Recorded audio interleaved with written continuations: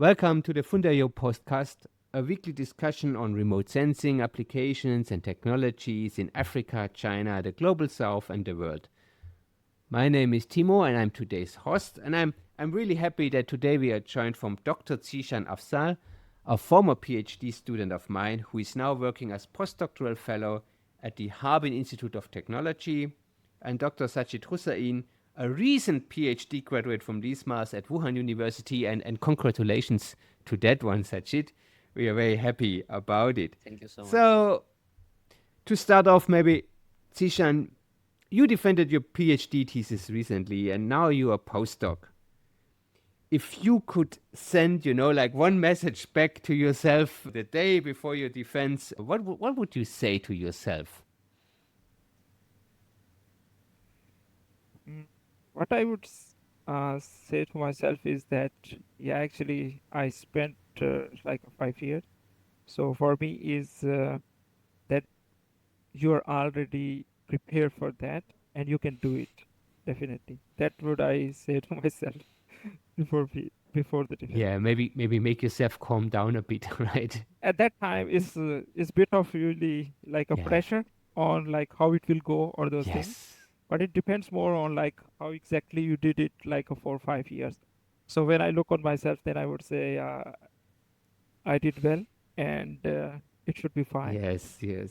And you, Sajid, you just graduated. So how are you now? Are you relieved or are you panicking like about being graduated? How are you feeling now?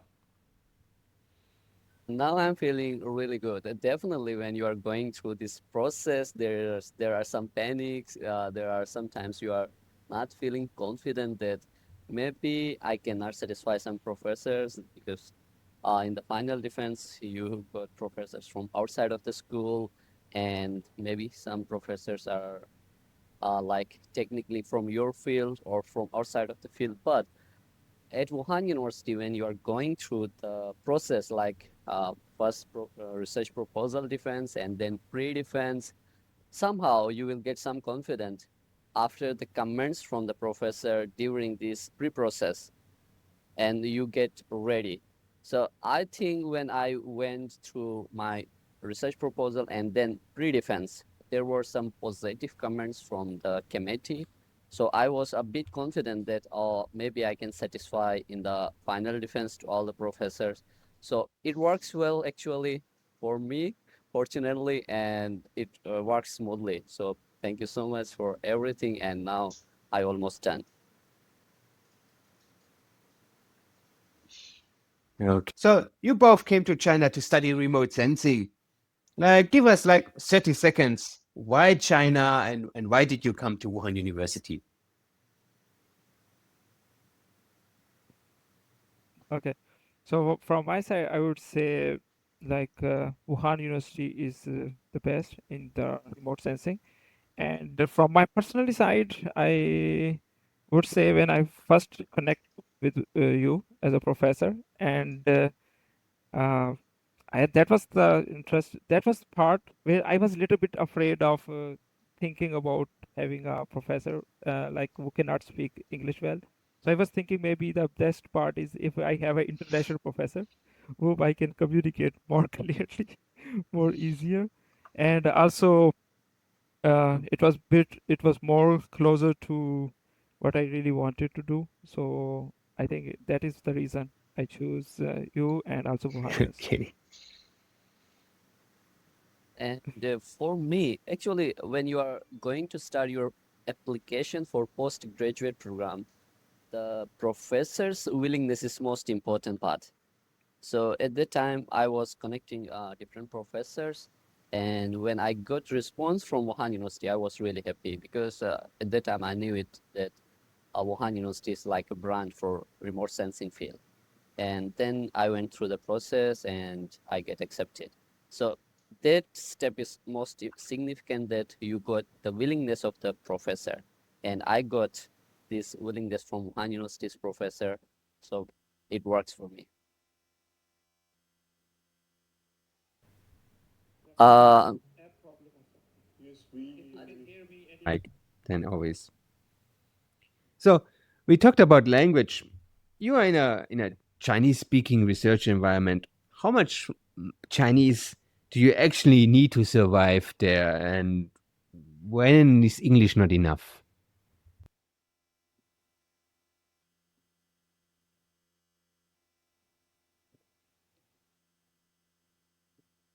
Uh, in China, if you are coming to study, even in English programs, sometimes you feel that you have to learn Chinese language for your daily life.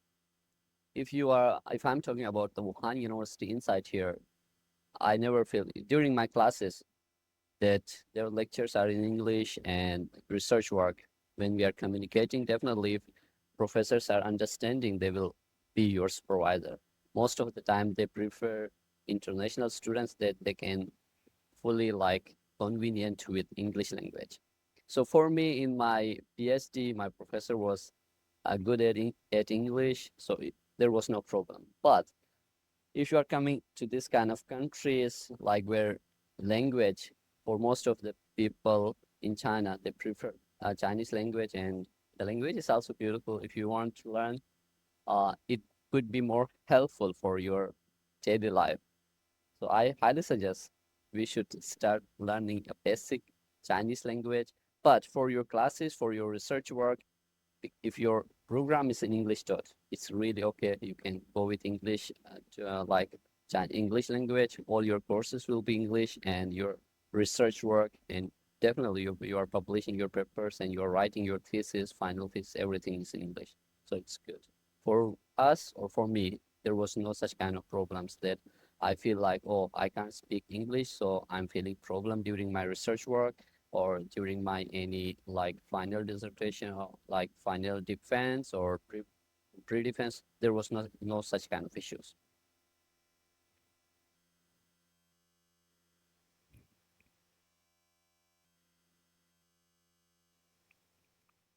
That's Okay, all.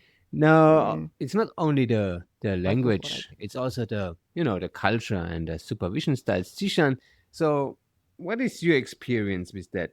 So what you have no experience on two different institutions in China.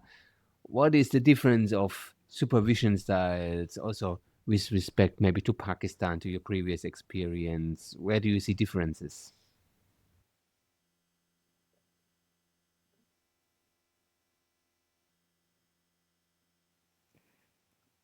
Okay, so from my experience, I think it's very, very different.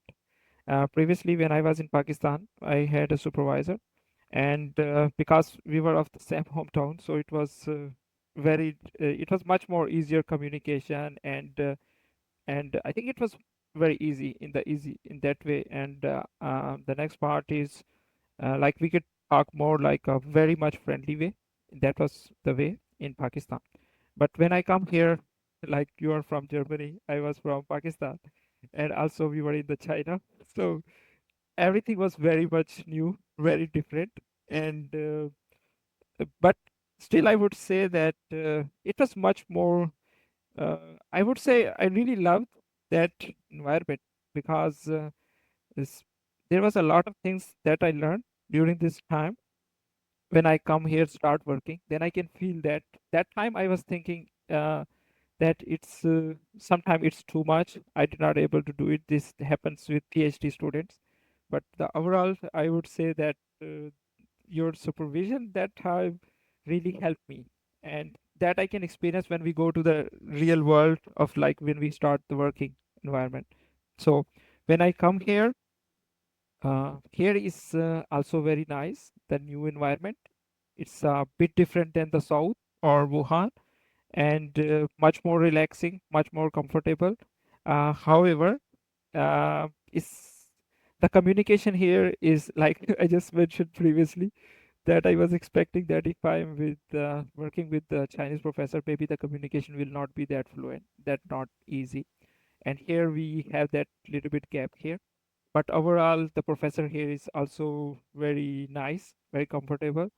But the way we were communicating in Wuhan University and solving the problems, fixing the problem, or discussing that, and learning environment, I think That's a bit difference here compared to Wuhan, which I really enjoy because we had the discussion, we had a lot of talk about so many topics, which is bit missing here. But overall, the environment here is very comfortable, and I can work more like a Good, good. freelance. And Sachin, so Like it's like Zeeshan a more mentioned independent sometimes working when here. you do your PhD, you feel like overwhelmed, right? Did you have similar experiences? Did you sometimes feel overwhelmed or it's all too much and you can't get it done?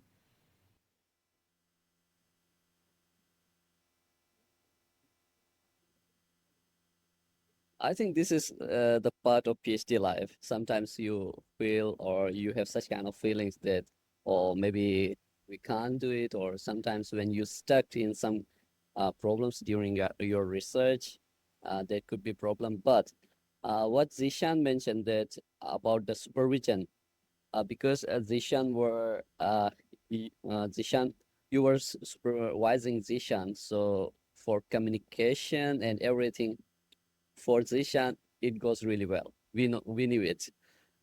For us, sometimes we are communicating with our professors, definitely there is something we are missing. Like we cannot express ourselves as because of the English language gap. Sometimes we feel it, but overall, if we only focus on our research or communication about our papers, dissertation, thesis. Most of the time, we have research groups where we can communicate our professors on like text messages. It works. It works for our research.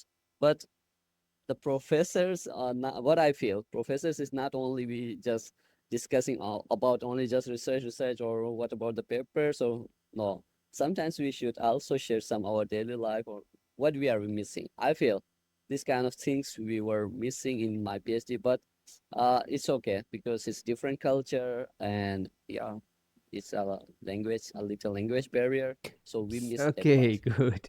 So, um, Zeeshan, you went down the postdoc road. Um, was that by choice or how is the job market outside of academia for remote sensing? What is your experience? I know you always want to stay in university, but um, like how is it outside of university for you?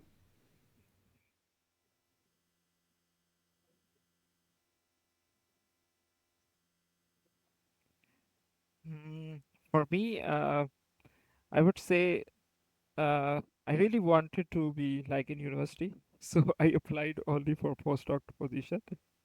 And like we are living in China, so I always feel like it's because my Chinese is also still not that great as to like have a normal daily communication.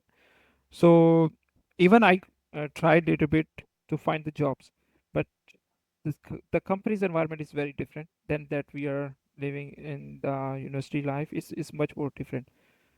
So from my side, I think academia is very nice in that case, but also have many challenges. Like even after PhD, I think it's bit, I would say, like a harsh environment in this way is like for after PhD when we spend like around 30, 32 years of studying, and then what I was expecting that it should be very smooth process, like when you study that hard and then you will have a jobs, it should be easier. But still it's very challenging. I see many friends of mine, they still not able to get the job even after 1 year, 2 year. Even they study like they finish the PhD. So that is a bit uh, challenging environment, I would say, for even PhD students, which I was expecting that it should be much more smooth compared to many others who did not able to have a PhD degree. So that's my answer. But I have no experience much Yeah, about sure. But I like mean, in yeah, the the job market is not outside of easy, the right? So, institution life. so Sajid, what's your plan? What do you want to do after you are now Dr. Sajid?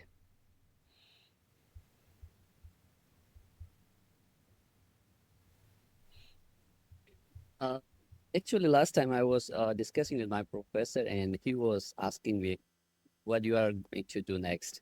And then he suggests me something like he was introducing some companies in China to me. Maybe you can apply here, here, here. But I honestly want to connect it with postdoc because what I'm feeling, I think we need to publish some more good papers. What I'm feeling right now, we publish in the normal journals and this kind of things when you are going to companies or you are connecting with some like universities for any like faculty position. They are definitely going to in China I'm talking about, they are going to check your CV and what kind of publications we have published.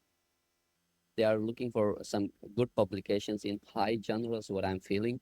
So I want to stay 2 or 3 more years with postdoc, and I'm going to try to do that. Let's try. I want to try it. And on the other side, if we want to apply in companies in China, inside China, it's a bit challenging for international students. What I'm feeling, the first part is more language barrier, language issues. If you cannot communicate inside the company with other colleagues in Chinese language, the Chinese companies, they are not reluctant to hire you, what I'm feeling. And the other point is like maybe your remote sensing skills, they want it should be much higher level when you are finishing your like graduation. So as I'm going to continue postdoc journey, and then I will try to publish. We will try actually. We in a group. I will try to publish some good publications. Then I want to stay connected in academia because I spent a lot of years in this field. So I want to stay connected. And now I'm enjoying. I think it's a more like uh, easy way. But to get this kind of position is not easy. But once you get in, what I'm feeling is more comfortable. All So right. I want to Now, stay connected here. we study, or you studied, I teach, but we have this kind of technical subject, right? Where we, learn all coding and physics and technique. And I think maybe in Lismas we are doing that part quite well, I hope. But what would be like, what non technical or soft skills did you miss from your studies? Maybe Zeeshan, we start with you. What did you miss from your studies? What non-technical skill maybe we should teach?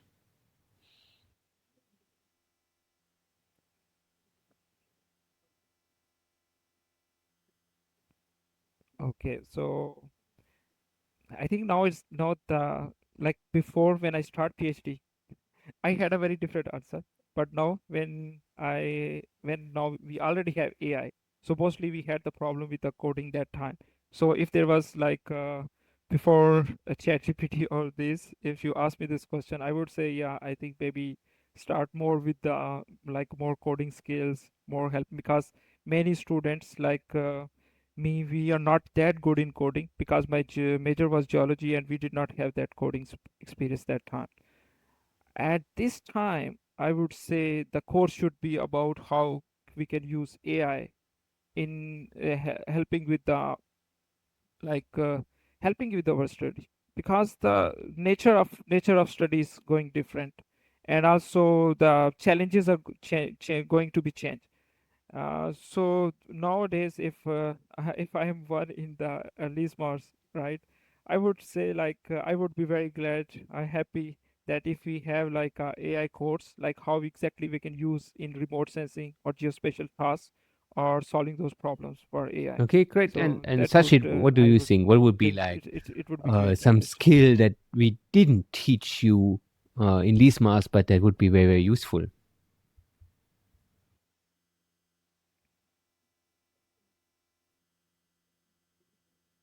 Um, in this, I don't want to like blame some kind of, but what I feel missing, like this kind of broadcast now here, if we continue this kind of broadcast, we learn how to speak uh, confidently because we are PhD students. We should know how to deliver a lecture or how to express ourselves in front of the big audience.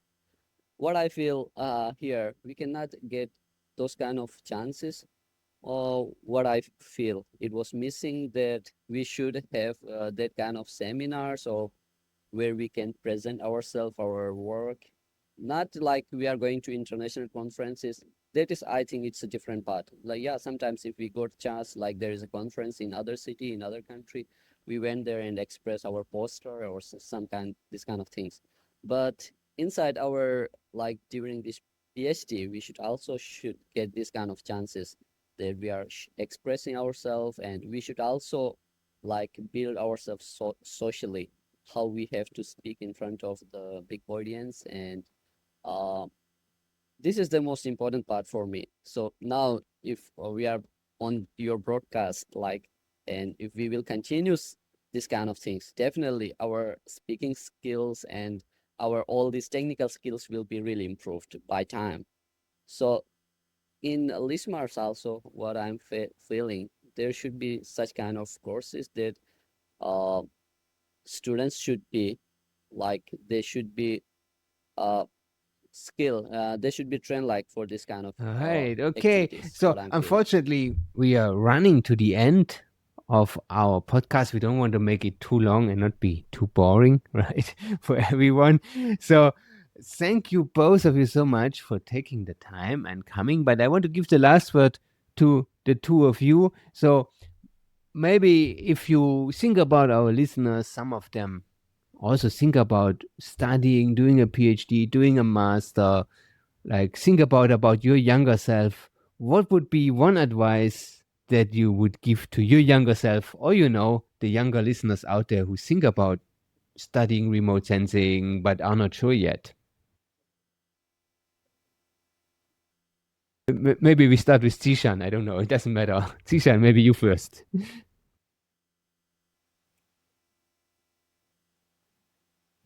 Okay. Okay. So from myself, actually, when I start PhD, I was bit unorganized. I didn't know where to go, what to do. Like maybe I was trying this one, trying testing another one, different methods, different techniques, different places.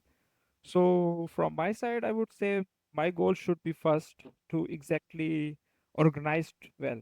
Organized well is the main is to better clear my ideas about where I want to go in 3 4 years. As soon as maybe it takes like 3 months, maybe 1 year, but after that, I think it will be much more easier because when I organize later, I feel like my work, like my progress was so hard, so a lot better, and it really worked so well for me. So if I start PhD again, I would ask myself, okay, first see what I really want to do in next 3 4 5 years, and for that I can spend more time. And later, once it's finished, then I can actually do it much more faster, Okay. and it's less pressure and more Sachi, what are progress. you thinking? Yeah. Okay. uh, for me, I think yeah, for me, I think if the new students are coming, they should like prefer on quality more than quantity, what I'm feeling right now. We should do more quality work in our PhD from the tier one. And consistency is the most important. Sometimes we do work very fast for 2 or 3 months, and then we are just diverting to another direction, or we are doing something else and giving up our like research work. I think do every day some a little bit work, but it should be related to your research. Consistency is the most important part, and just prefer quality on quantity, which will be better for your future. Okay. So thank you, both of you again. Thank you to our listeners. Thank you all for listening. Bye.